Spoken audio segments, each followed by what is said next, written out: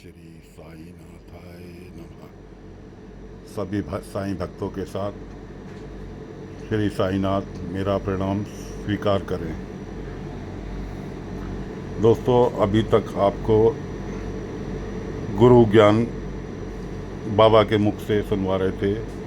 Last शब्द ये थे बाबा के, गुरु ब्रह्मा गुरु विष्णु गुरुदेवो महेश्वरा गुरु साक्षात परब्रह्म तस्मै श्री गुरुवे नमः। आगे लेके चलते हैं आपको बाबा से मुलाकात के लिए। बाबा से मुलाकात कैसे होगी जब तक आप बाबा को जानेंगे नहीं पूरी तरह से, तब तक बाबा को आप अपने आप को समर्पित नहीं कर पाएंगे। ये एक कथा के रूप में श्रृंखला आगे चला रहे हैं। आपका सहयोग बना रहा तो एक दिन बाबा से आपकी मुलाकात जरूर हो जाएगी। कथा प्रारंभ करते हैं। ओम श्री गणेशाय नमः। ओम श्री गणेशाय नमः। एक महाराष्ट्र स्थित एक गांव शिरडी, जहां पर कथा के मेन पात्र पाटिल परिवार, कुलकर्णी परिवार, मालसापति परिवार और बाबा तो हैं ही सबके प्रमुख। पाटिल परिवार में पति पत्नी पाटिल जी, उनकी पत्नी बायजा, जिनके कोई संतान नहीं है।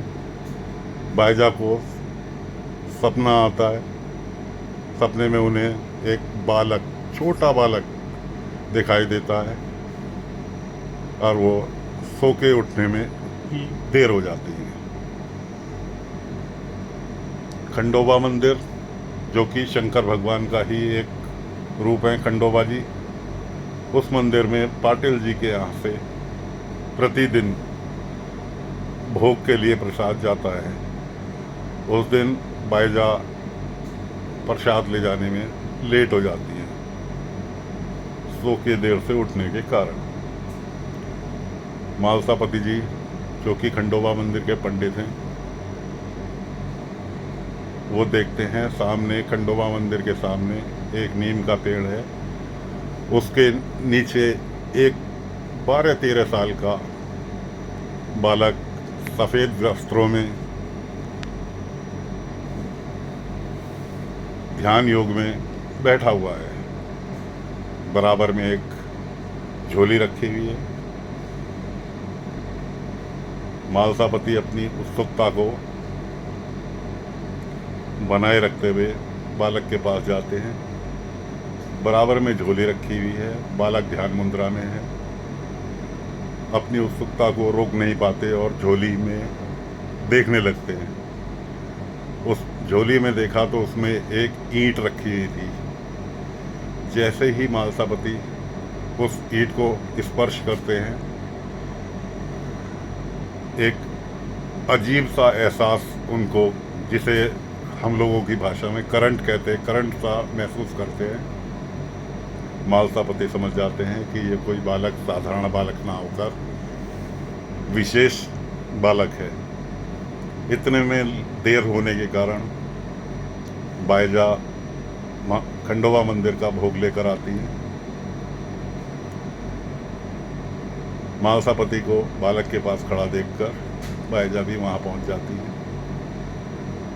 बायजा पहुँची थी, मालसापति से पूछती है कि मालसापति जी कौन है ये।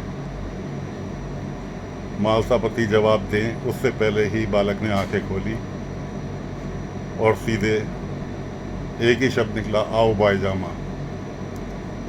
माँ शब्द सुनकर निसंतान महिला को कैसा महसूस होता है, ये सभी हमारी माता बहनें महसूस कर सकती हैं।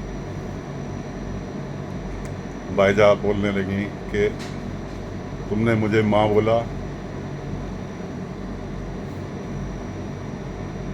माँ का फर्ज नहीं निभाओगे, मेरे साथ घर चलो। बालक का एक ही कहना था, मैं योगी, किसी घर में नहीं रह सकता, मैं फ़कीर हूँ, इतने में बायजा बोलती हैं कि मैं ये भोग तो लेकर माँ खंडोबा जी के लिए आई थी, लेकिन मेरी दिली इच्छा है ये भोग तुम स्वीकार करो।